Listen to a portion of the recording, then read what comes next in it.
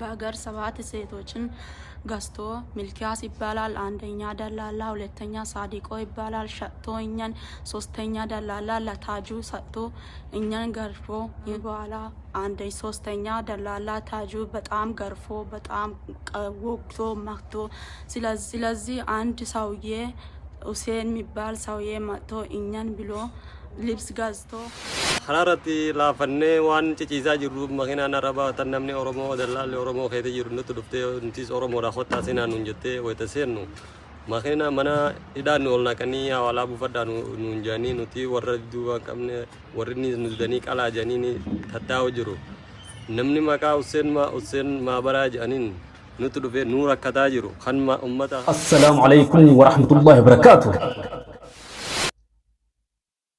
هردفتوتا في ديغرتوتا چاينال برا اورو تي في يويا هركفون ilman oromo dakan biya khaysa fi bi ambajir tamarti kaysanu ega obleyen kiya waldayni sagudan sa hoji bon sa hoji abatama hoji bare duna mo bonsitu hojjecha jira yaman kaysati wanta kan kamin mulisa irachuda Hussein Mabara namni jamu namni walday sagudan satin hogganamu arranta na jolle tenya takhara khanatti tahribu busuda mana kaysati ukkamsani jolle dorsa jiran ta uleedha fi ajjecha adda irratti of jiran jala deeme maallaqa isaatiin lukkurra hanga lubbuutti ji'ee mucaan kun dhala namaatiif ol ka'ee dhaabbatee jira bikka jirtanii mucaa kanaafis du'aa godhaadha hojii bareedduu hojii boonsaa dalagaa jira jechuudha mucaan kun waan waldee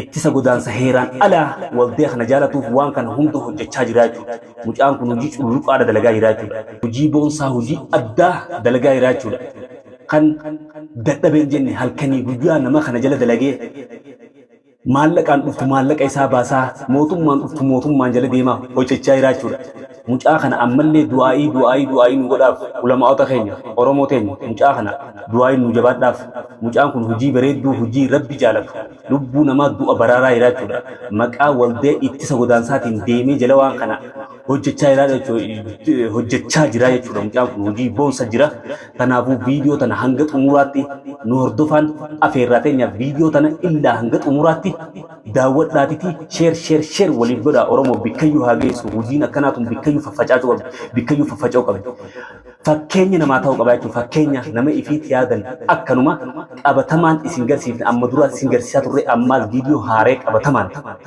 isin garsiifna nu hordofaan afeerraa teenyaatti illaa hanga xumuraatti lammiitii nu jala deemaa isiniin jenna.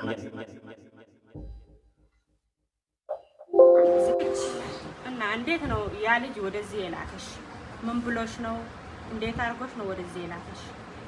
እሱ እኮ ያ ድምፅሽ ዝቅ ከፍ ያድርግ።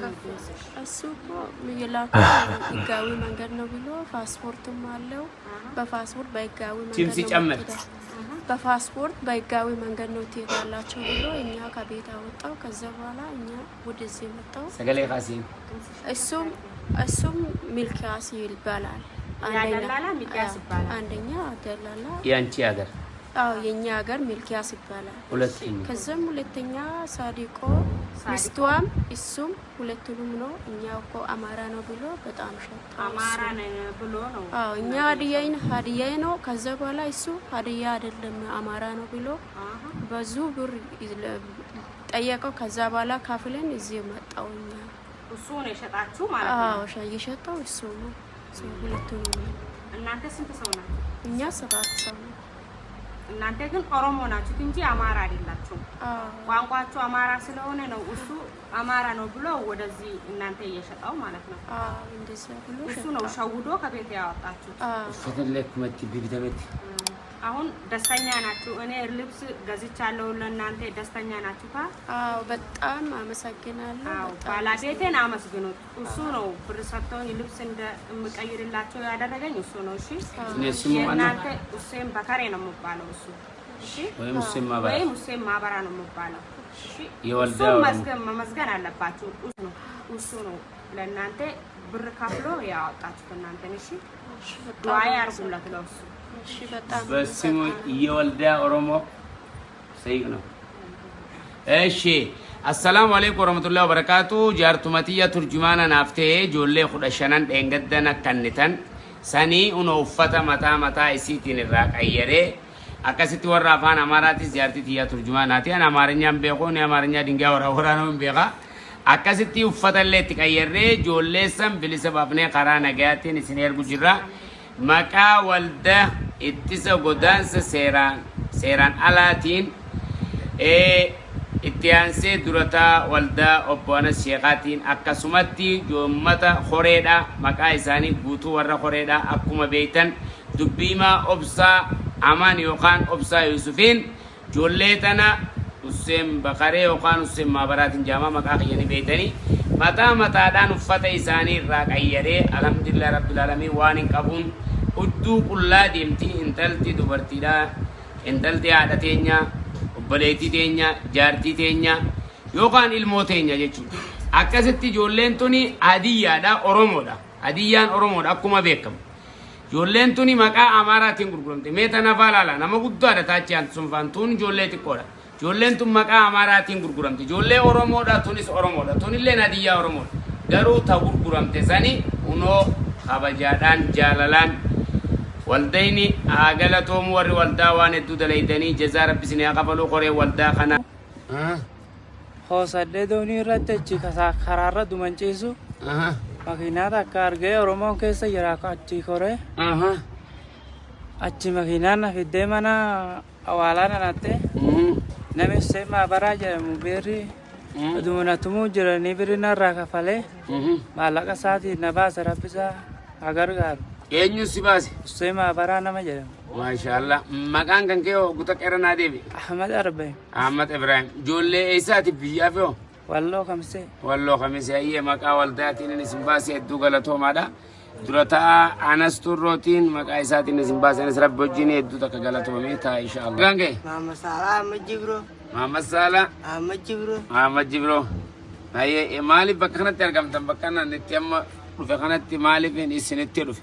Bakka kana wanni argamneef akkuma Itoophiyaa irraa dalagannee baanee baara irratti doonni guyyaa afur mooqa nuun baddeeti. Akkana nuti doonni irraa bu'ee karaa Efkaatichi jedhu uummata Oromoo maqaan irratti yommuu agarru. Uummanni Oromoo nu yaamee qotaa nuti Oromoodha. Maal waa isin goonaa mijee mana dallaalaa nu geessu. Bakki isaan nu geessan illee Oromoo nafseen nurra rakkattee dhugaateef Hussein Maabaraa kan jedhamu nu gobbaase amma. Maashaallah. Sema bara Oromummaa fi simbaase moo duuba maallaqa isinirraa buufatee simbaase moo bakka eessaatii simbaase? Oromummaa. Maal harkaa isin baase Hussein Maabaraa sun?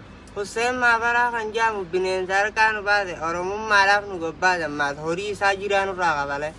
Hedduu galatoomii na qofaa miti kan isin gabbaase maqaa waldaa ittisa seera alaatiin obbo Anas Turrootiin maqaa Hussein Maabaraatiin walumaanuu fedhii waldaa kanaa qabuuf isin gabbaase hedduu galatooma maqaa durataa waldaichaatiin isin gabbaase galatoomii achi qolisreeyya maqaan kan keenya Abdurrauf Muhammad